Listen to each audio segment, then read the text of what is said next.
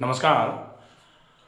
Heart की बीमारियां, लगातार बढ़ते हुए हार्ट अटैक, लगातार बढ़ता हुआ मायोकार्डियल इंफार्क्शन या फिर लगातार आपके सीने में बढ़ती हुई भारीपन की समस्या या फिर एंजाइना, ये क्या होते हैं और क्यों बढ़ रहे हैं? कारण बताया जा रहा है गलत जीवन शैली। गलत जीवन शैली की वजह से इतने सारे रोग डेफिनेटली हो सकते हैं। कैसे हो सकते हैं? क्या टेस्ट करके इन रोगों को कंफर्म किया जा सकता है? और कब ये रोग चिंताजनक स्थिति में आ जाते हैं? ये पूरा जानने के लिए वीडियो को अंत तक जरूर देखें। इन समस्याओं के बढ़ने का मूल कारण जो बताया जा रहा है वो है गलत जीवन शैली का यापन। अब गलत जीवन शैली में क्या होता है? सुबह जाग नहीं रहे हैं, रात को जल्दी सो नहीं रहे हैं या रात भर सो नहीं रहे हैं। तो दिन में सो रहे हैं क्योंकि सवेरे आके 4 बजे सोना शुरू किया, और रात को सो नहीं रहे हैं क्योंकि दिन में सो लिया। अब ये तो प्रॉब्लम ही है। डेफिनेटली इननेचुरल लाइफस्टाइल बोला जा सकता है, प्रकृति के विरुद्ध जीवन यापन जिसको बोला जाता है वो। और प्रकृति के विरुद्ध चलकर कौन जिया है? जिया है लेकिन सही तरीके से नहीं जी पाया है। तो आप अगर हार्ट के रोगों से, हृदय रोगों से दूर रहना चाहते हैं, बचे रहना चाहते हैं, तो आपको बहुत आवश्यक है कि जीवन शैली का नियमन बना के रखना पड़ेगा। आपको क्या करना है, कब करना है, क्या खाना है, कैसे खाना है, कितनी मात्रा में खाना है, और नियमित व्यायाम धीरे धीरे करके आराम से नियमित रोज करना है। तो फिर आप हृदय की समस्याओं से बचे रह सकते हैं। अब आपको क्या व्यायाम करना है और वो व्यायाम किस तरीके से करना है कि वो आपके हार्ट का रक्षण कर पाए, वो आपके हार्ट में बीमारियों को होने से रोक पाए। अब हम देखें कि रोग अगर हृदय का हुआ तो लक्षण क्या क्या होते हैं। लक्षण है, सबसे पहला लक्षण होता है सीने में भारीपन। अगर सीने में भारीपन आ रहा है तो ये माने कि आपके सीने में भारीपन आने का एक कारण होता है कि कहीं हार्ट में प्रॉब्लम तो नहीं हो रही। दूसरा, आप थोड़ा चल रहे हैं और आपकी श्वास फूलना चालू हो जाती है, तो दूसरा लक्षण हो सकता है श्वास का फूलना। श्वास फूलना एक लक्षण है। तीसरा, सीने में भारीपन के साथ साथ बाईं तरफ सीने में दर्द, और बाईं तरफ से दर्द जो है वो कंधे से होते हुए रेडिएट होना चालू कर दे, और वो दर्द जो है ना छोटी उंगली तक आना चालू हो जाए, तो फिर ये क्लासिकल साइन माना जाता है कि कहीं हार्ट पर ऑक्सीजन की सप्लाई में कमी तो नहीं आ रही। वो हो सकता है। तीसरा है सीने में दर्द, सीने में भारीपन के साथ में सीने में दर्द। और अब आता है कि आप चलते हैं, थोड़ा काम करते हैं, थोड़ा व्यायाम करते हैं, आपका बीपी फ्लक्चुएट होना चालू हो जाता है। अगर आपके साथ ऐसा हो रहा है, आप रात को सो रहे हैं और सोते सोते अचानक पूरा शरीर पसीने से भीग जाए, बेचैनी घबराहट में आप जागें, तो ये भी एक लक्षण होता है। क्योंकि ये और भी चीजों के लक्षण हैं, डिफरेंशियल डायग्नोसिस पर भी जाना पड़ता है। तो ये एक लक्षण है हार्ट के अटैक का।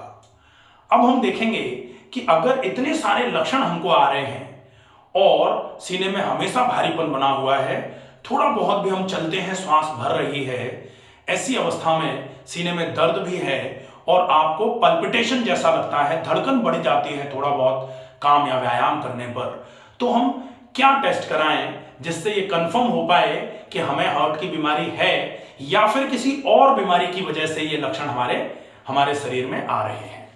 तो टेस्ट का नाम होता है, सबसे पहला टेस्ट होगा जो है आप करवाते हैं जिसको, वो है ईसीजी। पहले नंबर पर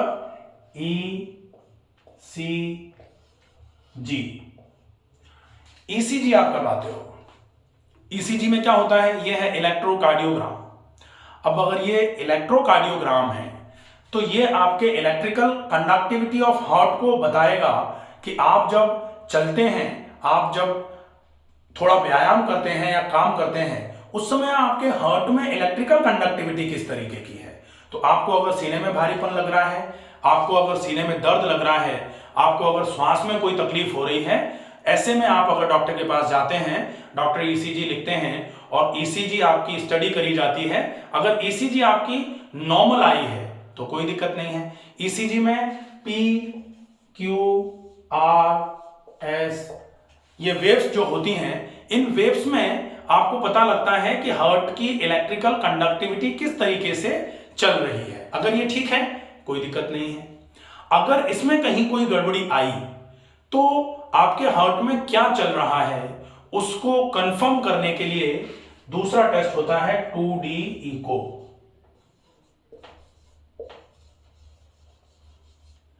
अब 2D इको में क्या होता है, इसमें आपके हार्ट के चारों चैम्बर्स की जानकारी पता लगती है कि चारों चैम्बर्स आपके कैसे हैं, कोई सिकुड़ तो नहीं रहा, कोई फैल तो नहीं रहा। आपके जो वॉल्व्स हैं, दोनों एट्रियोवेंट्रिकुलर वॉल्व्स, मिट्रल वॉल्व जिसको बोला जाता है, ट्राइकस्पिड और बाइकस्पिड वॉल्व जो बोले जाते हैं वो, और आपका एओर्टिक वॉल्व, और इधर से आपका जो सेमिलुनार वॉल्व्स जो होते हैं वो वॉल्व्स दोनों के दोनों, ये पल्मोनरी आर्टरी का वॉल्व और इधर एओर्टा का वॉल्व जो होता है, ये चारों वॉल्व्स की स्थिति क्या है ये आपको पता लग जाती है 2D इको से। इसके अलावा 2D इको से आपको एक चीज का और पता लगता है, वो है LVEF, ये आपका कितना परसेंट है, हार्ट की जो पंपिंग कैपेसिटी है वो कितनी है, ये आपको पता लगता है 2D इको से, कि हार्ट जो खून की सप्लाई है उसको किस तरीके से पूरे शरीर में पहुंचा पा रहा है, पंप कर पा रहा है। तो पंपिंग एक्टिविटी, हार्ट कितना काम कर रहा है, सामान्य तौर पर ऐसे बोलते हैं लोग, तो वो LVEF जो है ना, लेफ्ट वेंट्रिकुलर इजेक्शन फ्रैक्शन जो है, ये आपका 65% के आसपास होना चाहिए। अगर ये वहां से कम हो रहा है तो हार्ट की पंपिंग एक्टिविटी में कहीं कमजोरी आ रही है। तो ये आपको पता लगता है आपके 2D इको से। अब अगर देख लेते हैं कि इस 2D इको में मान लेते हैं लेफ्ट वेंट्रिकुलर हाइपरट्रॉफी आई है और LVEF मान लेते हैं 56% आया है। साथ में आपका सीने का भारीपन जो है ना, 2D इको कराने के बाद आपको थोड़ी बहुत दवाइयां दी गई और उन दवाइयों के बाद भी अगर आपको 7 दिन तक कोई आराम ज्यादा नहीं मिला है तो फिर आपको बोला जाता है कि आप तीसरे टेस्ट के लिए जाओ, और वो टेस्ट है TMT, ट्रेडमिल टेस्ट। इसको स्ट्रेस टेस्ट भी बोलते हैं। इंड्यूस्ड इस्चीमिया कराया जाता है, इसमें इस्चीमिया को इंड्यूस कराते हैं और उसके बाद पता करते हैं कि आपके हार्ट की रिवाइवल की रेट कैसी है, रिवाइवल की क्षमता कितनी है, कि इंड्यूस किया जाए, आपके हार्ट को परेशान किया जाए और परेशान होने के बाद वो कितनी देर में अपने आप को नॉर्मल कर लेता है।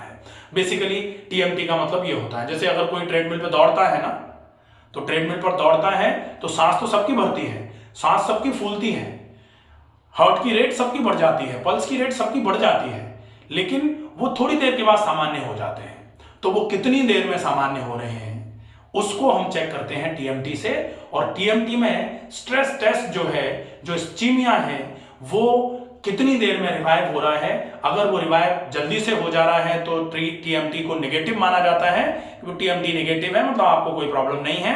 और अगर TMT पॉजिटिव आ रही है आपके, तो इंड्यूसिव इस्चीमिया जो है वो परसिस्ट कर रहा है, लंबे समय तक इस्चीमिया आपके बना रह रहा है, किसी भी रीजन की वजह से, कोई वॉल्व में प्रॉब्लम है या फिर आपके LVEF बहुत ज्यादा कम हुआ है या कुछ भी, तो TMT से आपका ये पता लगता है कि इंड्यूसिव इस्चीमिया जो है, जो लगातार आपने दौड़ा, उस दौड़ने की वजह से जो हार्ट पे ऑक्सीजन की डिमांड क्रिएट करी, ब्लड का सर्कुलेशन की डिमांड क्रिएट करी, वो डिमांड अगर पूरी नहीं हो पाई दौड़ने की वजह से, तो वो डिमांड नहीं हो पाने की वजह से हार्ट पे जो पल्पिटेशन हुआ, वो पल्पिटेशन कितनी देर में नॉर्मल होगा, वो आपको पता लग जाता है TMT से।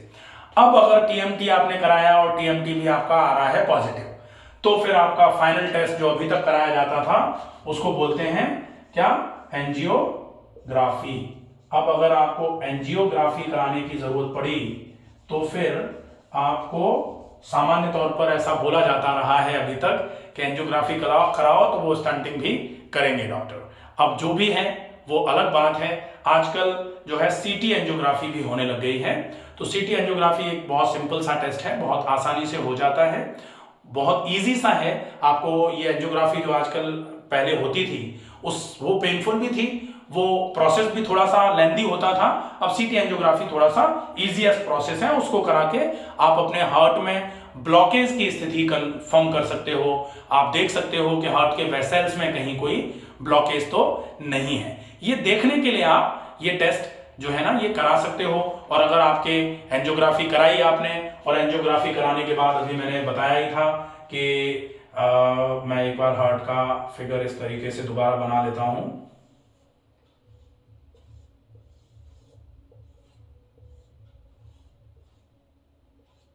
और यहां से ये जो एओर्टा जा रहा है, रेड कलर से बनाया जाए एओर्टा को, तो एओर्टा जो जा रहा है इसमें यहां से ऐसे करके जा रहा है। तो यहां से दो वेसल्स, ये लेफ्ट और ये राइट कोरोनरी आर्टरी, और इनमें से जो भी आपकी लेफ्ट साइड की ब्रांच में या राइट साइड की ब्रांच में कहां पर कितने % ब्लॉकेज है, ये आप जब एंजियोग्राफी कराते हो तो आपको पता लग जाता है। और जो ब्लॉकेज आया है, अगर ब्लॉकेज आपका 60% है तो बहुत ज्यादा टेंशन की बात नहीं है। हालांकि आपको 60% को भी सोच करके थोड़ा सा कुछ चीजों का फॉलोअप करके उसको खत्म कर लेना चाहिए।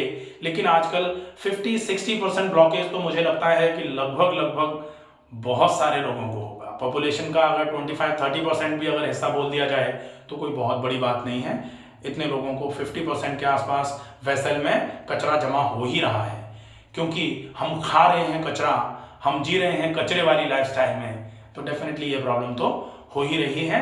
लेकिन ये रिस्क बन जाती है अगर ये 75-80% से ज्यादा ब्लॉकेज हो जाता है। और सबसे बड़ा खतरा कब बढ़ता है, जब 75-80% के ब्लॉकेज के साथ हम कूदने लग जाएं कहीं। आज तक तो हम कभी चले भी नहीं, मगरमच्छ की तरह एक जगह पड़े हुए थे और ब्लॉकेज 75% था, हमें पता ही नहीं था, और शादी हुई, मेरे यार की शादी है और हम कूदना चालू हो गए जोर जोर से। तो फिर थोड़ी देर के बाद वो जो कूदना है ना, हमारा हार्ट कूदेगा और कूद करके हमारा हार्ट आत्महत्या कर लेगा, उसकी वजह से समस्या हो जाएगी। तो आप ऐसी कोई भी स्थिति जनरेट ना होने दें जिसकी वजह से आपको कोई ऐसी प्रॉब्लम आ जाए। इसलिए आप ये हमेशा ध्यान रखें कि अगर आपके सीने में थोड़ा भारीपन लग रहा है, अगर आपको कभी भी ऐसा महसूस हो रहा है कि थोड़ा चलने पर आपकी सांस भर रही है, थोड़ा सीढ़ी चढ़ने पर आपकी सांस भर रही है, तो फिर आपको ये हमेशा ध्यान रखना चाहिए कि इंटेंस वर्कआउट या हैवी वर्कआउट आपको कभी भी एकदम से शुरू नहीं करना है। ये अगर आपने एक बात ध्यान रख ली तो मेरे हिसाब से आप 80% हार्ट की एकदम से होने वाली समस्या, जिसको हार्ट अटैक बोला जाता है, वहां से बचे रह सकते हैं। इसका विशेष ध्यान रखो। ऐसा नहीं होना चाहिए कि आज तक आपने कभी एक बाल्टी पानी भी नहीं भरा और एकदम से कोई काम आ गया और आप आधे घंटे तक लगातार किए जा रहे हैं, तो फिर बहुत समस्या आ सकती है। ईश्वर की कृपा रही अगर, तो आप उस समय को निकाल पाएंगे। और अगर कहीं थोड़ी सी भी वक्र दृष्टि हुई तो फिर बहुत नुकसान हो सकता है। इसलिए ऐसे किसी भी काम को करने से बचें, बहुत अच्छा रहेगा। आशा है ये वीडियो आपको, जो ये टेस्ट कौन से होते हैं, हार्ट की जानकारी पता लगती रहे आपको कि हार्ट किस कंडीशन में काम कर रहा है, उसके लिए ये आपको वीडियो समझ में आया होगा। और अगर आपको उचित लगे कि ये वीडियो आपको लोगों तक पहुंचाना चाहिए ताकि आपके जो मिलने वाले हैं उनको एक बेसिक जानकारी का पता रहे कि अगर कोई चीज आपको फील हो रही है तो आपको क्या कराना है और क्यों कराना है, वो ये आपको पता रहेगा तो बहुत अच्छा रहेगा। आप वीडियो को ज्यादा से ज्यादा शेयर करिए, ज्यादा से ज्यादा लोगों तक पहुंचाइए और स्वस्थ रहिए, सुरक्षित रहिए, अपना ध्यान रखिए, अपनों का ध्यान रखिए। नमस्कार।